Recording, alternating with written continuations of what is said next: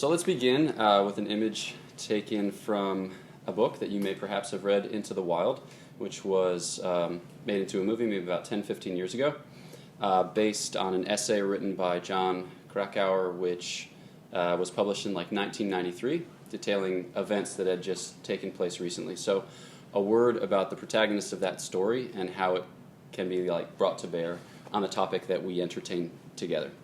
So Into the Wild tells the story of Christopher McCandless.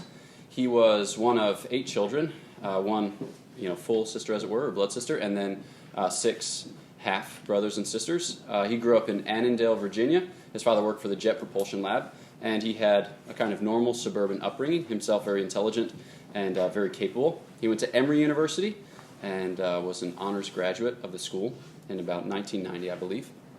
And at that point, he determined that he was going to do something radical with his life.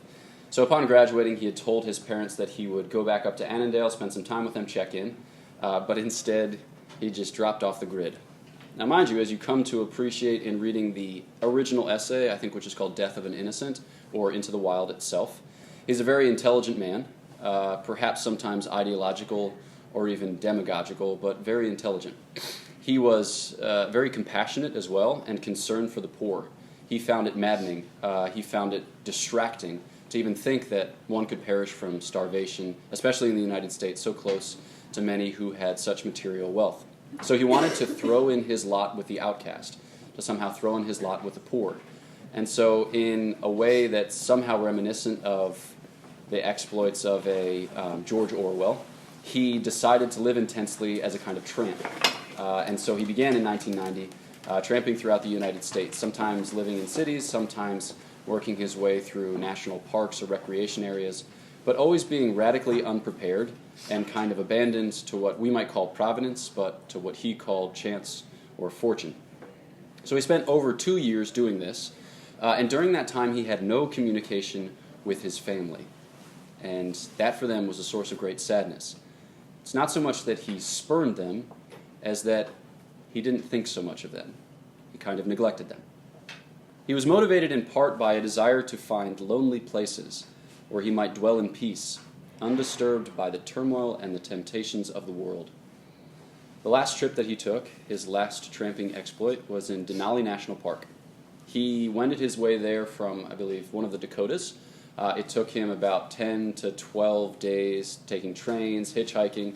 Once he got up into the Northwest Territories, it was exceedingly difficult to find rides. But he eventually made his way there to Denali National Park. And the man who brought him up to the access road watched as he left his map, his watch, and his money in the front seat of the car. He didn't even bring a compass, so there was no compass to leave. And when the driver of the vehicle protested and said, you'll need these things, Christopher responded, "I don't want to know what time it is," he declared cheerfully. "I don't want to know what day it is or where I am. None of that matters." As he made his way into Denali National Park, he crossed a river. This was in April that he endeavored to do so. And at the time it was frozen over, so a lot of snowpack in the area at the time. And he eventually found a bus where he camped out, a bus that had kind of broken down and been abandoned, and that had been used by hikers, I guess, throughout the course of years as a kind of haunt. And so he established his camp in this place. And when he did, he wrote a manifesto, and he published it on the outside of the vehicle. It wrote, 2 years he walks the earth. No phone, no pool, no pets, no cigarettes. Ultimate freedom.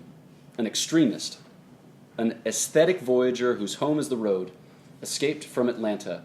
Thou shalt not return, 'cause the West is the best.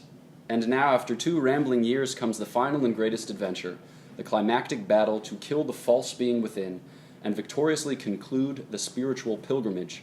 10 days and nights of freight trains and hitchhiking bring him to the great white north.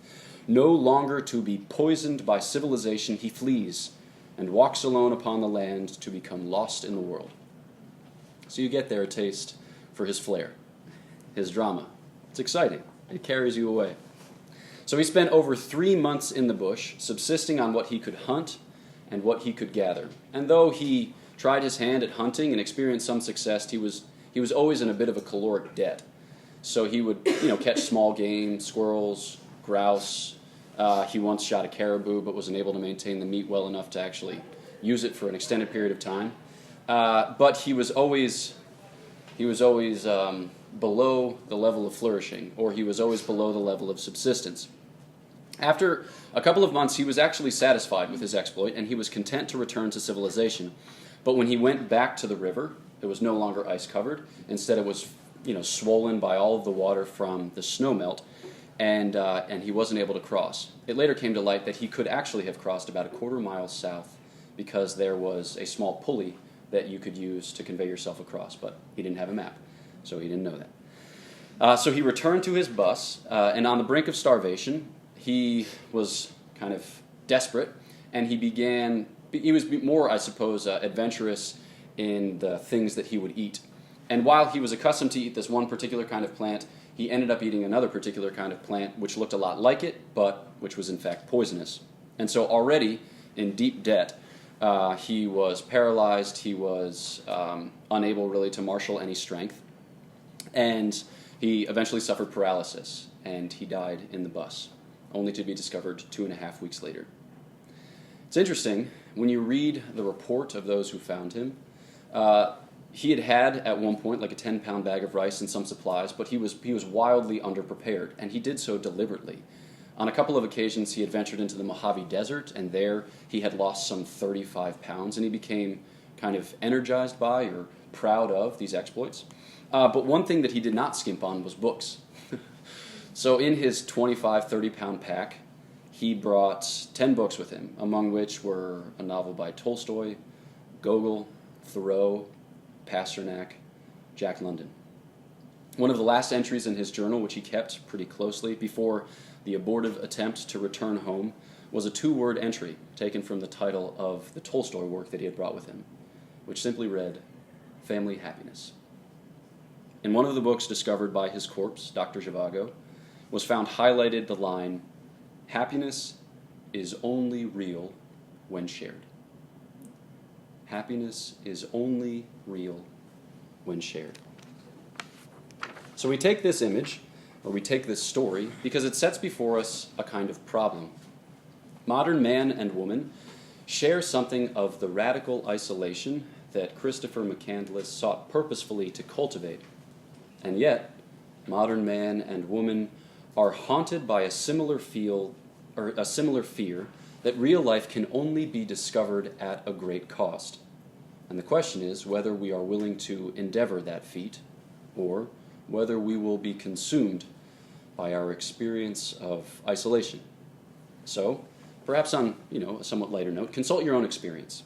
Think about college. College is a time of concentrated togetherness. You are always with other people, and sometimes when you want to fall asleep at a time other than when your roommate wants to fall asleep, you can experience this acutely. So you are in the dorm with other people. You are in, the cafeteria or dining halls with other people. You are in the classroom with other people. You spend most or much of your time with other people. But in what sense do we spend time with other people? As an analytic philosopher might ask, what work is the word with doing in that sentence? What does it mean to be with other people? I think a lot of people find that it's difficult. This is irrespective of time, place, age, vocation, whatever. They find it difficult to forge meaningful connections. And I think that we can isolate, in this kind of present evil age, as it were, 2 reasons for which. You could multiply examples, but I've chosen to isolate 2. Think first of competition, and then think of irony. So first, competition. You are pitted, whether we are recollected in the fact, but we are constantly pitted in competition. And it has a way of kind of cultivating in us a materialist or reductionist mode of thought. Now, I suspect that many of you here present are probably theists. So you're saying, materialism, reductionism? Are you kidding? I'm not a materialist. I'm not a reductionist. Take it back. Okay, so I'm not speaking about it in that sense. I'm talking about being materialist in another sense.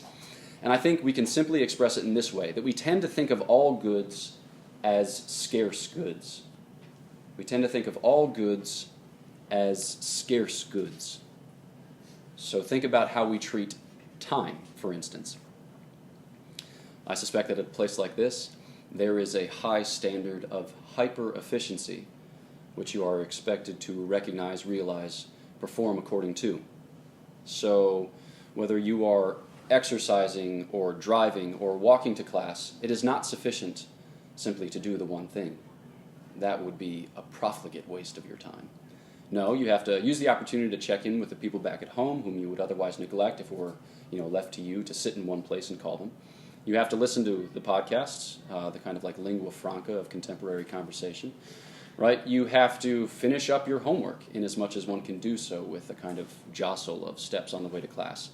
But what you simply cannot do is just the one thing.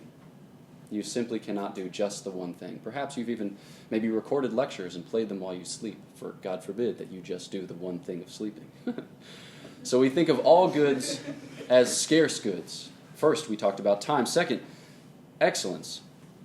We find ourselves often unconsciously competing with our classmates, with our contemporaries, whether it be for internships or for fellowships or for graduate school admission, or simply for the honor which is accorded to those who excel and simply cannot be spread over the entire student body. You made it. You got in. Kudos. Would that were enough. No, there is a constant competition for excellence, and we perceive it often as scarce. And in some way, we can find ourselves moved in fine shades by envy, where we see the good of another as a hindrance to our own. For another, to receive honor, fame, glory, represents a kind of deficit in our own attainment to those goods. Think then of love. Love. It is not sufficient for us often to be loved by our friends and acquaintances. We want to be loved more. We want to be loved most. We want to be loved by comparison. We want to be preferred, consulted, and esteemed. It's not sufficient that you hear, that was a great class presentation. You so desperately want to hear, I so desperately want to hear, that was the best class presentation. And something short of that, smarts.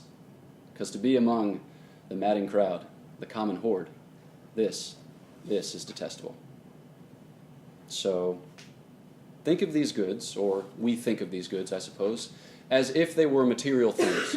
We think of them as if they were pieces of a pizza, and when one person takes a slice, that is one fewer for me to enjoy.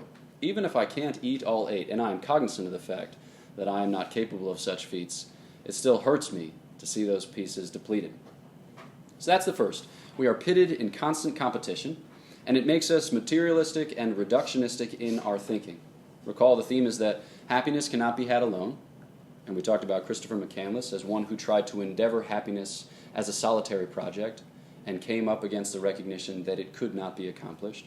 And now we're acknowledging here certain obstacles to doing things together, the first of which is competition, the second of which is ironic speech, or the culture of irony.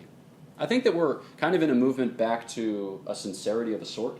I think that authenticity or genuineness or sincerity are more so esteemed now than they may have been like 5 years ago. For those of you who may have watched the show Seinfeld, there's like no real point to it except that the characters ironize each other. But in the shows that people nowadays find more so funny, like The Office, for instance, there are kind of like charming reconciliations. So David Foster Wallace identified this and pointed to the recovery of a new sincerity, that even when we ironize, we're hoping that we can reconstitute something like a meaningful relationship, but still, irony deeply infects our kind of manner of life and our mode of speech. What do I mean by this? It's often difficult to know what your friends think, what they actually think. It is difficult to know what your friends actually think. Consult your own experience. Oftentimes, perhaps you're in a situation where you feel some pain, trial, or difficulty, or you're overwhelmed, overburdened by life, but you don't want to express that to another human being because to do so would be to appear weak or pitiable. You don't want to consult with a friend lest they think you a burden, or you feel somehow condescended to, as if you were their patient and they your therapist. Perhaps you've had a kind of revulsion when you hear one of your friends talking about helping a third party, a mutual friend, and then you have the thought, I would never want my name in her mouth in the manner in which it is currently being used. Like, I don't want to be pitied as such. I don't want to burden as such. So what many do, I should say, is we share little, and we traffic in ready-made and witty responses. And this generates a kind of culture of irony. It can sometimes be cynical and embittered, but in its most benign forms, it's just kind of flippant. So if someone were to ask you, how are you doing? Now mind you, in the American setting, we feel, I think, at pains to over-manifest, right? You have to tell people how you're doing. That's not normal in other, cultures. Like in Europe, for instance, for me to be wildly taxed, at my wit's end, I need your help right now. If you were to say that to a Swiss person, they'd be like, all the best, right? So there already is a kind of strange culture of artificial vulnerability in the United States, but still we find ways of deflecting and distancing. So how are you doing? Hard to say. Or living the dream. What does that mean? What does that mean? Whose dream? Is it your dream? I don't know. What does that actually mean? So it's difficult to discern the fundamental commitments of your classmates and confreres, and when you do, they just as quickly kind of slough them off, right? It's just irony all the way down. And what happens in the end is that you forbid the discovery of a common ground on which to build. And this is recognizably, manifestly isolating and alienating. It is inimical to any real sharing. And yet, I submit that the sharing of a meaningful life is just about the only thing in the world worth doing. So, the ember of this flame still smolders in our culture. It's up to us that it not be snuffed out. So how does one live the good life together? Here is the one kind of significant doctrinal point. I want to talk about the common good and use that as a way to bring into focus how friendship brings before us, or kind of brings before our eyes, this notion and initiates us into a culture of common goods. So classical conceptions of the good life or of happiness typically focus on shared activity. In the Aristotelian language, we're supposed to have highest exercise of highest powers in a communal setting. So you're supposed to fire on all cylinders as a rational animal, but also as a social animal and as a political animal. And you are born into those networks of relationships. You are born as mutually entailed, as the son or daughter of a mother and father, right? As the brother or sister of your siblings, as one who speaks this language, who is from this state, in this country, pertaining to this intermediate institution, as, whatever you see how this is going. But you're always born into a network of relationships. And so in the classical understanding, your flourishing takes into account that for you to be a knower and a lover always has a communal setting and dimension, right? So classical conceptions of the good life and of happiness focus on shared activity.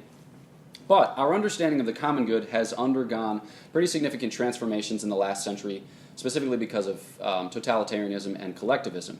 And so we're made nervous by corporate identity because it somehow does not adequately reflect my unique and individual personality, and it threatens to subsume my individual personality within some Borg that could be deployed for nefarious purposes. So it just makes us nervous to talk about it. So what we want to do here is recover a kind of classic sense of the common good that will keep our personalist interests in the fore, but also help us to make sense of why we need not react so strongly. So the common good, according to Aristotle and Aquinas, kind of broadly conceived. In this understanding, the common good is both truly good and truly common. So truly good and truly common. Let's take those in reverse order. So truly good. What do we mean by good? What does it mean to say that something is good? Perhaps you've heard talk of truth, goodness, and beauty before. You've heard this trifecta kind of trotted out, maybe identified as transcendentals. So called because, in Aristotle's understanding, we try to categorize reality.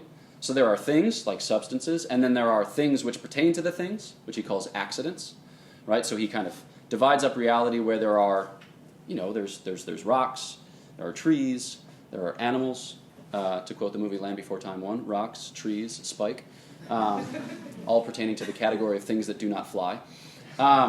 And then you have accidents which qualify those things, right? So some things are brown, some things are 6 feet 4 inches, some things are strangely dressed.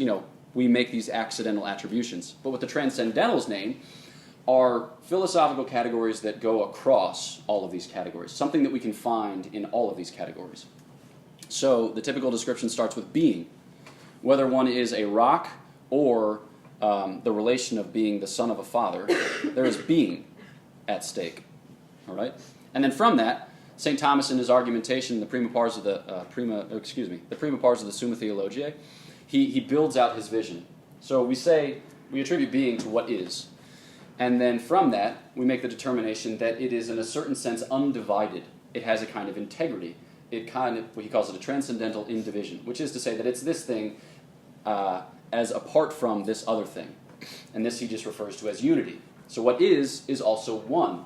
And he says this unity is addressed to a mind. First and primarily, it issues from a mind. And this you have like St. Augustine's doctrine of the divine ideas in the background, which is not important for our purposes, but truth means that this thing is intelligible. Insofar as it is one, it can be known. It can be known. So it's addressed to an intellect for cognizing. And then he builds out the vision further yet. If addressed to an intellect, specifically to an immaterial intellect, then the will or rational appetite inclines spontaneously towards that thing which is apprehended as good. So goodness describes being, oneness, truth. It's the next piece or the next development which signifies that the thing is addressed to an appetite, that it is alluring, that it is seducing, that it is beguiling, that it represents for us an object of interest. So we can talk about appetite in a variety of registers. So Aristotle will talk about a natural appetite. All substances, he says, desire to preserve their existence. Or we can talk about sensitive appetite, which is like you have a vision of a thing sensibly good.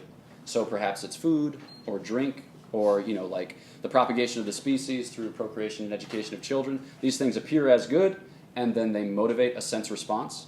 And then at the highest level, there's intellectual appetite or will, whereby something is apprehended as good in an immaterial sense, and it motivates a response. So appetite functions at these three levels. Now, as we kind of fill out our image of the good, we remark first that it contributes to the building up of a being. So it's not just good in the sense of like a value irrespective of me. Like it's good, like good, you be you, and I'll be me, and never the twain shall meet. We recognize it as good precisely because it is addressed to us. Right? Because it leaps out of the otherwise neutral fabric of reality and captures our attention as somehow meriting a response. In what sense? Well, because it's the type of accidental quality that, if assimilated, makes me more perfectly me. Now, this doesn't have to just be in the case of a human being, but we can talk about anything that is inclined to a good, sees it as somehow representing for it a perfection. Perfection, from the Latin, per facere, to be made through and through. So we're the type of creature that is on the way and not at the end. And in order to attain to the end, we need to be in fruitful engagement with good things.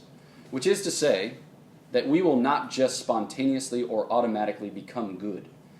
We know this by virtue of the fact that we have to study. Melioration is laborious, and it entails a kind of discipline or an exercise in engaging well with the good. So it's an accidental quality which makes the thing to be yet more perfectly what it is. Here, a concrete instance. So you are made somewhat ambivalent to things to be known, right? You come here, you choose a major, you select classes, but then you have some liberty as to how you fill in your schedule. And you're like, I don't know what I'm interested in, truth be told. I could take like discrete mathematics, I could take a course on relativism, I could take a course on, like the classic joke one is underwater basket weaving. But like which ones appeal to me? But as you grow as a knower and a lover, that focus is narrowed according to your vocation, as it were. That's not to say that we become unimaginative and boring, but the good appeals to us in a way that is more concrete, that is more perfectly filled out. So what we have at the outset are kind of like sketches, adumbrations. We're like, I don't know what I'm into. But then as you are formed in knowledge, which is a virtue in the kind of classical understanding, an intellectual virtue, that you are trained in the pursuit of the very thing which represents your flourishing. So say you are going to be a systems engineer. You might set out at the beginning and study like math, some chemistry, some physics. You might say take some engineering courses, but then you recognize the fact like I've got to saddle up. Otherwise, I'm going to have to be taking like 21 credits for my last 3 semesters. That may happen regardless, but here we go. Right? And so it kind of focuses you and energizes you in pursuit of the good that you recognize as good for you. So, Another way by which the good is described in the Aristotelian corpus is that which all men desire. I love this definition because it's not so much a definition in the strict sense as it is a kind of phenomenological observation. We call those things good which are desirable. St. Thomas uses a similar definition with respect to what is beautiful. He says, we call those things beautiful which when seen, please. Notice, it's kind of got a modesty to it. He doesn't say, like, I can define for you beauty in exacting detail so as to, like, dispel all mystery. He says beauty is a vision that arrests. That is all I know. And mind you, he speaks at greater length, but I think that to start with that is good. So, we call those things good which all men desire, those things which represent for us a perfection. And the last thing to say about what is good is that it serves for us as a kind of final cause. Now, if you've had like a history of science course, you know that final causes were done away with at some point, maybe 400 years ago, as a cult in unverifiable causes, right? How can we test for final causes? We simply can't. So, dismiss them from the conversation. They are so much foolishness. Right, what do we mean by final cause? We mean that nature obtains always and for the most part. All right, Father Gregory, that's a wildly uninteresting claim. What do you mean? Okay, I will expound. So, that certain things do certain things. Okay. Pellucid. The fact of what you are is indicative of the things for which you are made. Now, some of you who may know some David Hume are like, whoa, pump the brakes. That sounds like a naturalistic fallacy. Before we get into any consideration of modern philosophy, all we're basically saying is that because this thing is what it is, certain things are good for it and certain things are less good for it. And we recognize this in a kind of fundamental way. Because I am an embodied human being, it's good for me to avoid buses that are barreling down the road at 25 miles per hour. And it's good for me to stop at crosswalks. Right? That's not like a very contentious claim. You know, only the most effete academic philosopher would say, like, well, maybe it is good for you to get in front of a bus. It's like, no, okay? Not good. No bueno. So because of what I am, namely embodied, it's good for me to preserve my bodily existence, and therefore it is bad for me to endeavor those things which will almost necessarily entail the destruction of my body, right? Whereby it is transferred from being a body to a corpse. So when we talk about final causes, we're talking about those things which represent the objective term for a nature's flourishing. So because of what I am inclined towards the realization of certain ultimate goods which perfect me as a human person. And the good is always part of this conversation. The good for the human person represents a final cause. And so like when St. Thomas talks about the natural law, the famous text is in the Prima Secundae, question 94. He talks about it in terms not only of like propositional knowledge, do good and avoid evil. You know, from that we can deduce the 10 Commandments. But he also talks about it as inclinations. So he says, by virtue of the fact that you are a substance, you are inclined to the preservation of your existence. By virtue of the fact that you are an animal, you are inclined to the procreation and education of children. It says, by virtue of the fact that you are a rational animal, you are inclined to know the truth about God, to seek to live well in society, to shun ignorance, to avoid offending those with whom you live. He says, etc., et alia huius modi. So this is what we mean by the good. Now, the more contentious thing is to describe what we mean by common. So the common good is truly common. For signposting purposes, we're talking about the common good now, so as to recover a vision of real sharing, which is non-competitive and need not be ironized, and then we're going to apply it in friendship. Okay, so we're talking now about what makes the common good common. I'm taking my inspiration in this section from an article by Father Aquinas Guilbeau. His last name is spelled Guilbeau, and it's called What is Politics About Anyway? And it's available at academia.edu. It's very readable, and I think super clarifying. So what I do here will only be an abbreviation, but I recommend for your reading that article. So first, we have to distinguish common goods from particular goods. Particular goods are those types of goods which diffuse their goodness to just one person. Particular goods are those goods which diffuse their goodness to just one person. So my shoes can only be worn by me. I suppose they could be worn by others, but that would be a bit silly, I suppose. They're my size. They're broken in to my feet.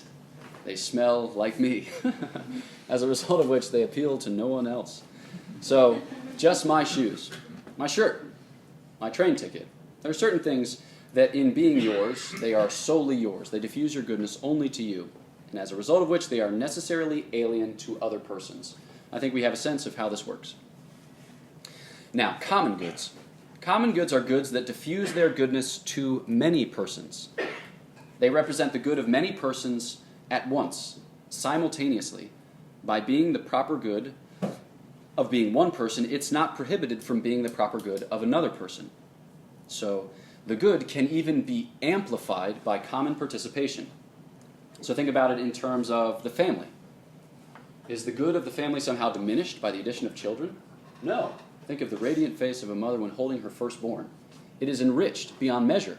She doesn't look at the child and say, "How dare you steal my time and attention from my loving husband? Very selfish of you to have been conceived." No, that mother would be crazy. So too, the polity is enriched by its citizenry. When you have persons in your intermediate institution or in your city-state, if New Haven were to be constructed on such a model, you would be delighted when further experts or especially industrious artisans or skilled military leaders would come into your town because they could enrich the common good. So too, think about the church. The church is enriched by her saints.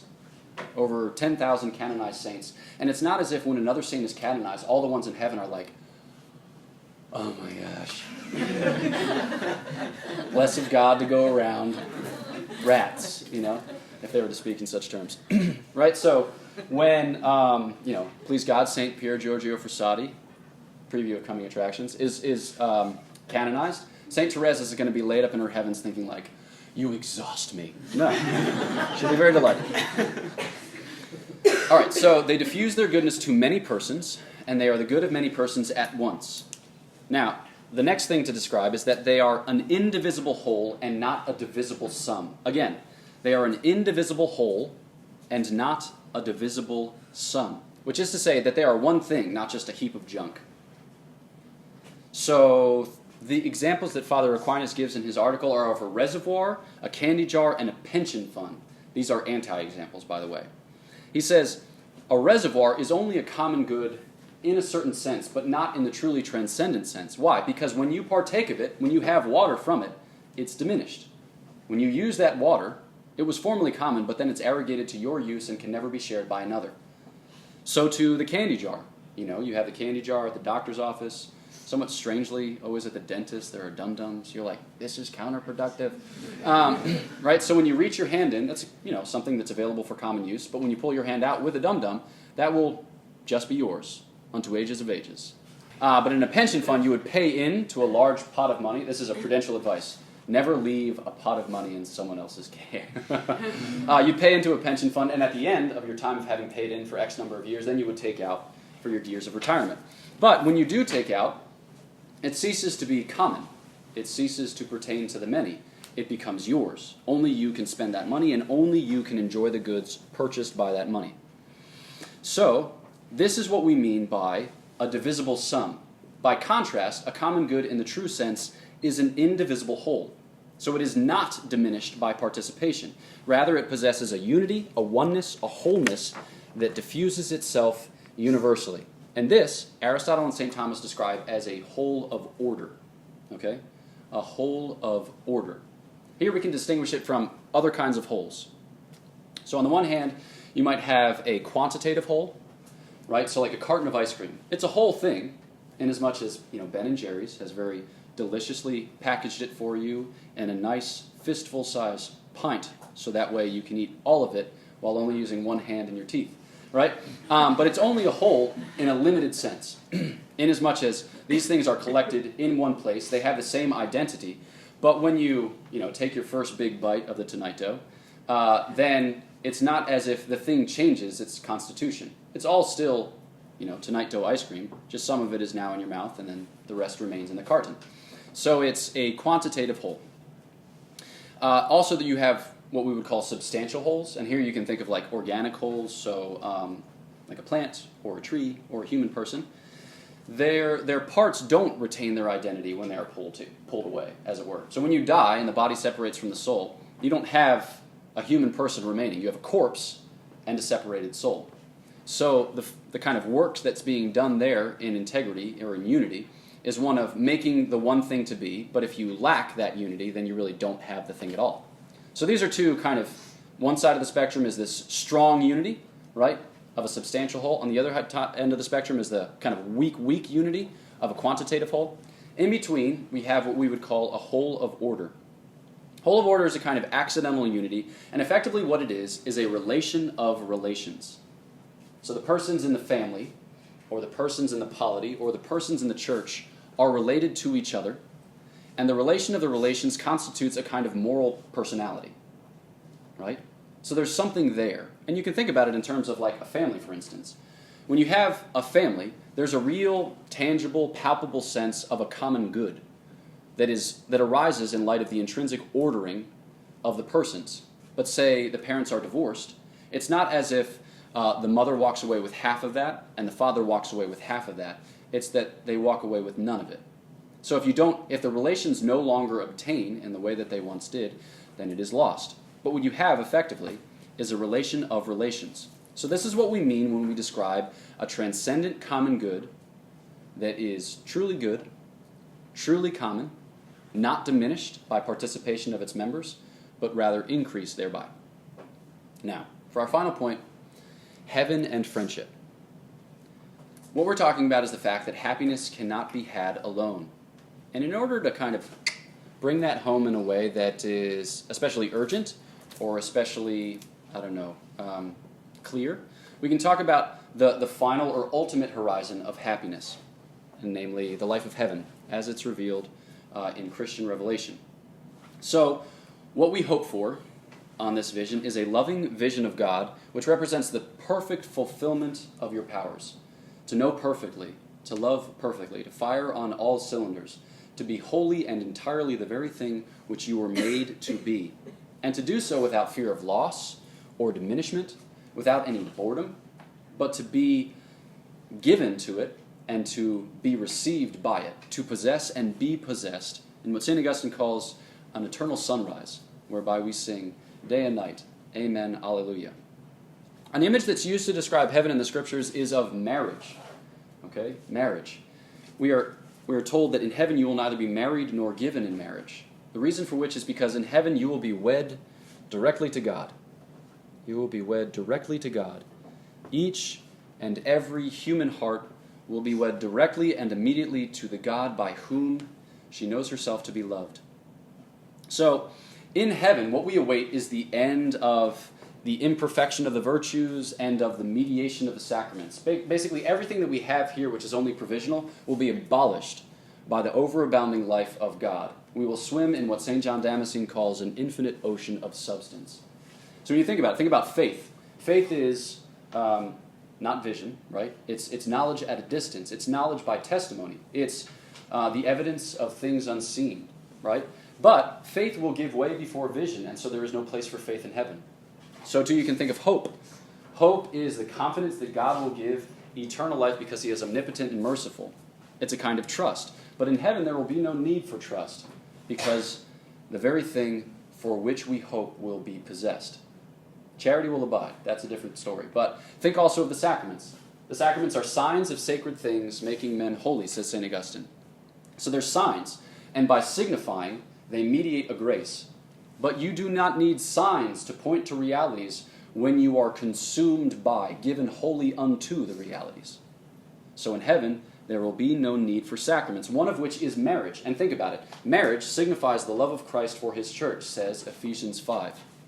Be subordinate to each other out of love for Christ. It begins, I think, in 5:21. But there will be no need for marriage to signify the love of Christ for his church because each person will be loved wholly and entirely by Christ in a way that leaves nothing to be desired. That's not to say that one will be alienated, from her husband in heaven. One will still have a special relationship, but what is signified in that relationship will now be entered into as a reality. So in heaven, we hope for a relationship. We hope for a happiness that is intimate and exclusive, one that is broken open unto life, one that is communal in its setting, one that is shared and in no wise diminished, in no wise competitive, in no wise to be sloughed off. Now here's the thing. The present moment is, St. Thomas says, incoatio beatitudinis, the beginning of beatitude. In the Christian faith, we do not speak of the present as somehow discontinuous with what we hope for. Rather, they are to be understood as a progressive, acclimatization.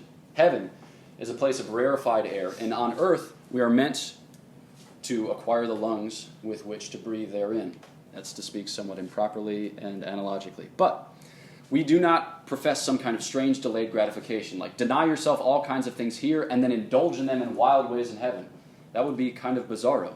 Rather, we're talking about a progressive realization of the beatitude that lies in store. So, when one looks back on his life from heaven, he should recognize it as having been heaven on earth in a certain sense. So too, C.S. Lewis adds, if one looks back on his life from hell, he will have recognized it as hell on earth. So, what we need is to grow in the disposition that recognizes and delights in the common good of beatitude by fidelity to the common goods that are ready at hand. And I think the one that brings this home in most excellent fashion is friendship. So this is our final thought, a kind of epilogue. Friendship is a common good and an entry into common goods. Aristotle talks about friendship as mutual benevolence with a shared life. It must be the willing of the good of the other, the receipt of the same, that is to say, it must be mutual, and there must be a common life. Friends, he says, can live at a distance, perhaps for a time, but it's very difficult to grow a friendship at a distance. It can only really subsist on fumes. Rather, friends must be together. What is willed in a friendship is the other's good. What is willed is the other's good, but a good that is somehow not alienated from your own. Right? We have this modern dichotomy between egoism and altruism. We think that love is good which is self-denying and other-affirming. But this has never been properly part of the Christian tradition. At least, well, not in St. Thomas's terms. St. Thomas talks about love of concupiscence and love of friendship, but he says that there are two dynamics within the self-same act of love. By love of concupiscence, we regard the good. I love waffle cones, okay? By love of friendship, I regard the person to whom, in this case, me, right? So I love the good unto the person in whom the love terminates. But when I love a friend, I love that good unto him. I regard the good by love of concupiscence. I regard the other person by love of friendship. So I can consider both the good and the other in one sweep. And also I myself am included in that vision as the term from which. So, rather than thinking like I need to be wholly self-abnegating and I need to affirm my friend in such a way that I feel terrible so that she can feel great, rather what we want to say is that I can will for another a common life that entails my participation, and that can be for both of us a good. That I can be a good unto another, that I can will myself unto another, with the recognition, that I have tons of faults, and we need not be scandalized by that fact. But with the recognition that apart from friends, who could live?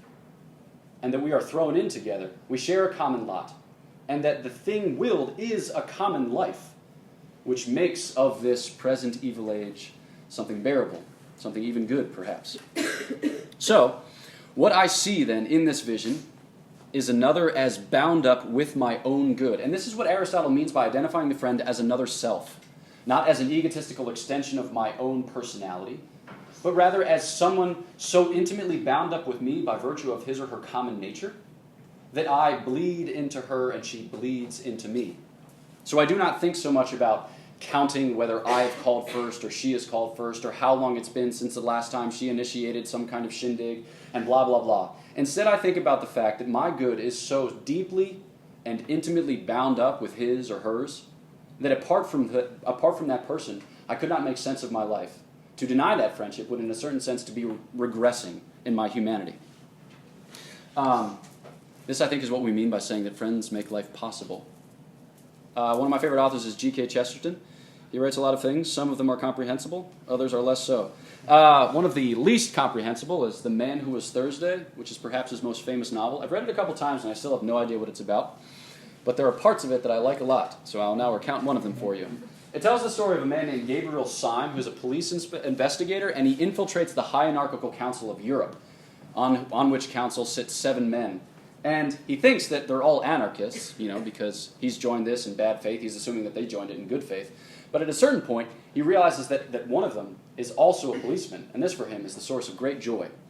And Chesterton writes something like this. He says, throughout the whole ordeal, his root fear had been isolation. I concede to the mathematicians that 4 is twice 2, but 2 is not twice 1. 2 is 2,000 times 1. Here, perhaps, Chesterton is being purposefully paradoxical, but you can appreciate the point.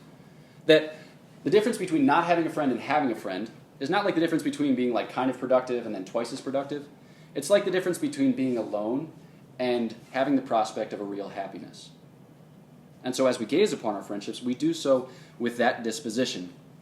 We have friends given to us as the appointed means for our entry into heaven. What we await in the end is a friendship, is a Trinitarian communion. From all eternity, the Father begets the Son, and the Father and the Son breathe forth the Holy Spirit, and in that they enjoy a common life. This is offered to us in friendship with Christ. Christ extends, by taking to himself a human nature, the prospect of our being incorporated into that divine life through him. And he has given us all that we need as means whereby to ascend. Aristotle comments that one of the activities that's constitutive of friends is that they share secrets. And we can appreciate why, because when you share a secret with somebody who is not your friend, you fear that it will come back to haunt you, or that you will be betrayed by the knowledge thereof.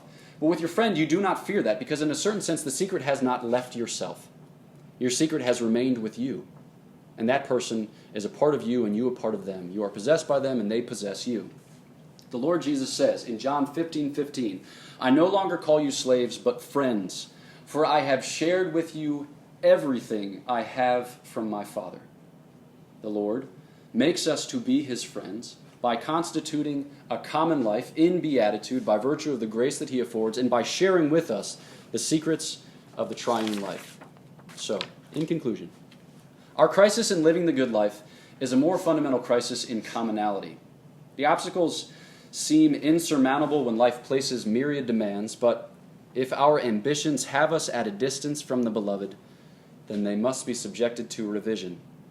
To return to Chris McCandless, though it is perhaps inappropriate to make of him a martyr, at least we can be grateful to him for having communicated in his death that happiness is only real when shared.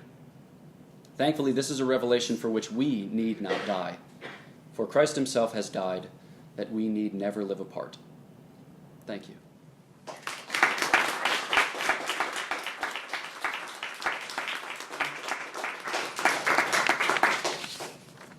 If you have questions, I'm delighted to entertain them. Yes? You talked about marriage in heaven as not being sort of necessary, but we might still have a relationship in a particular way with our spouse. Mm-hmm. Is there something similar that the Christian tradition says about friendship? So, I will propose a thought that I think, yes, touches on both themes. So I think it's significant that when Christ appears after the resurrection, he appears with his wounds, which is to say that there's a narrative dimension to salvation. It's not as if, like, you kind of work your way through a human life and that everything after your death will be eternal and timeless. We do have a kind of participated share in the eternity, the immutability, the timelessness of God, but we will still be marked by what we did and suffered on earth. St. Thomas teaches that all the deeds and sufferings of Christ save, and that Christ kind of deploys them in the sacramental economy as a way by which to apply his merits through time and space. But the application of his merits in time and space, it makes a mark in our humanity, right? So it's not insignificant that the martyrs are often pictured with the engines of their torture, because these have, paradoxically or ironically, become for them a boast, that this thing revealed the love of God at work in them, or that this shows how very powerful is his grace. So too, I think that our relationships have a way of marking our humanity. So the person, to whom you are married is obviously very significant for your sanctification. I mean, like, spouses joke about this in a kind of hilarious way, like the old cross over there, or like the old ball and chain, right? And that's to be like a little bit disrespectful. But at the very least, you can look at your spouse and say, you are the appointed means whereby God is loving me unto heaven. And that makes a difference, right? That impresses its form upon your humanity. And so I think that, there will be testimony of the fact that you were beloved of this person was beloved of you in heaven. That will be evident in a way that, like, Christ's wounds are evident. And I think this also holds with friendship. That's not to say that, like, marriage is just a peculiar species of friendship or something like that. Obviously, it's distinct because it has this sacramental dimension. But I think, too, that our friends are appointed means whereby God loves us unto heaven. This is a big thing because it's not as if God were loving us unto heaven by these means and then friends are like a side hustle. Like, life's tough, so you need friends as like a distraction, because if you were just to pay attention to God all the time, it would be oppressive. No. Like God is loving us, God is giving us grace precisely through our friends. So I think that, yes, we will retain some mark of those by whom we have been loved and those to whom we have entrusted our hearts. So yeah. Yes? I want to ask about the costliness of love. I'm thinking about the kind of,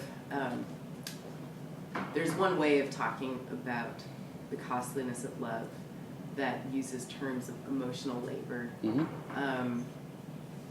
And to me, sometimes that vocabulary can miss the mark, or maybe like impute to friendship a kind of that limited view of love, in which if I give my emotional labor to this person, then there's less emotional equilibrium for me.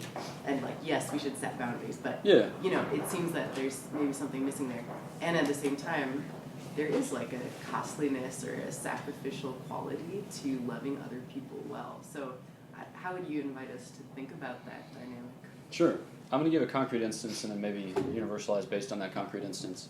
So I typically end conversations. I think often of time and of its constraints. I think often of the fact that I feel at times as if I were dragging my corpse from place to place, you know, like very like underslept and kind of tall, haggard, and hungry. And so as a result of which, I will manage relationships in such a way that I'm often the one like placing the boundaries. But when you do that consistently in a relationship, you communicate to the other person that I am waiting for this conversation to end so that I can do the next thing. And after that happens a few times, the person begins to look at you and just wait for that pronouncement. And that can be kind of objectifying, or at the very least it can be, it just can be sad for that individual. So like, what does it mean to suffer the cost of friendship? Well, that was brought to my attention by a friend, okay? And when that happens, I make the recognition that, okay, on the one hand, it's good that she sees the like demands that this relationship places on just like my energy and humanity. But it's also good that I see like the good in what she's proposing, right? This is not only like a valid claim, he says in condescending and haughty fashion, right? This is like the very substance of human life, right? There is a hierarchy of goods on offer. Sleep ranks among those goods. Friendship also ranks among those goods. And prudentially, we have to arrange that hierarchy depending upon the peculiar circumstances at stake, and that entails a kind of virtuosity of a well-formed human being. But it means being willing to lay down your life for your friend without thinking about it as a grand gesture, but coming to discover that it is delightful to do so because it opens up vistas of friendship that otherwise would not have been, available. Because if I consistently terminate conversations, I will always be kind of slavishly governed by a mindset of hyper-utility or hyper-efficiency. But by being receptive to and docile to this like correction or prompting, like new worlds open before my eyes. So I think that on a certain sense, like it's helpful to evaluate it in the paradigm of justice. It's also helpful to evaluate it in a paradigm of charity. And the two in perfect friendship kind of bleed together. And when we find ourselves really put out, we tend to lean on justice. And we find ourselves carried away, we tend to lean on charity. But I think it just, there are a lot of moving parts. But it's possible to navigate a way through it. And specifically if you have friends who are good about communicating those things to you, they're like a mirror of eternity. They reveal before you things that you did not know were even possible of being known. Yeah, and then you can say in genuineness, like, I actually trust you more than I trust myself in this. And as a result of which, I can give myself to you more than I formerly thought possible, precisely because I know that you have my good in mind. So I think that's the beginning of an answer. That's great. Yes? When you comment on the man who was Thursday, you talked about, or Justin talks about, it's almost like getting your friend is going from 0 to infinity, or like gaining another self. Yeah. So how does one make friends? How does one make friends? So how does one make friends? C.S. Lewis has this really trenchant critique in The Four Loves, where he says, in order to have friends, you must want something more than friends. Which is fascinating because I've had the experience where you wanted so desperately to be friends with somebody, but then you came to discover that that was not a sufficient grounds for actually having a friendship, right? Because what the necessary precondition is not, I want to be friends with you. The necessary precondition is discovering a common interest that kind of carries you along. And there have been some criticisms made of C.S. Lewis's vision of friendship in that book, because he talks about friends as side by side, he talks about lovers as face to face. I think that might be like a kind of stiff upper lip British characterization of friendship between men, because I think there is a face-to-face dimension in friendship, between men or between women or between a man and a woman. But what is important is that the common good assert a kind of preeminence in the relationship. So it's and people have had this experience. Like sometimes you're in a relationship where you feel like you're constantly trying to take the temperature of the other person, like you're constantly engaged in mind reading, and you find it very tumultuous because you're making adjustments always on the basis of hints or fine shades or very subtle indications, and that can be exhausting. Whereas if you are both focused on some common good, then a lot of those details kind of get worked out. An image that I've seen somewhere, I've forgotten where, but like the author says, picture a flotilla of ships that have no navigational instruments, right? They can't navigate by the stars either. And so they have two options. They can navigate with respect to each other, or they can navigate with respect to some point on the horizon. If they navigate with respect to each other, there will be no end to the madness. But if they all pick a common point on the horizon, they will proceed apace together, and they might make adjustments, right? But they can guarantee that this common trajectory will do most of the work of spacing them out. So I think that making friends is like that. And oftentimes it's very maddening because there are very few intermediate institutions in which to find these people, right? Because of the kind of crisis in community in the United States. But there are many options in college, and some of them can seem hokey, like student life-generated opportunities to meet other people, and you're like, wow, I would rather die. So then it's a matter of you making organic ones. And that may mean you being somewhat silly, like I'm passionately interested in stamp collecting, and so I'm going to put a flyer up about the Philately Club. And maybe there's no one that comes to the first meeting, but maybe there's somebody who comes to the second meeting, and that person might be a lifelong friend. I take that as a kind of silly example, but I mean, you can feel persecuted even to do things that are less silly than the Philately Club, but it means actually putting yourself out there. And yes, you may be disappointed. Yes, you may be deeply saddened, but you have to make your loves known in order to discover fellow travelers. So thank you so much.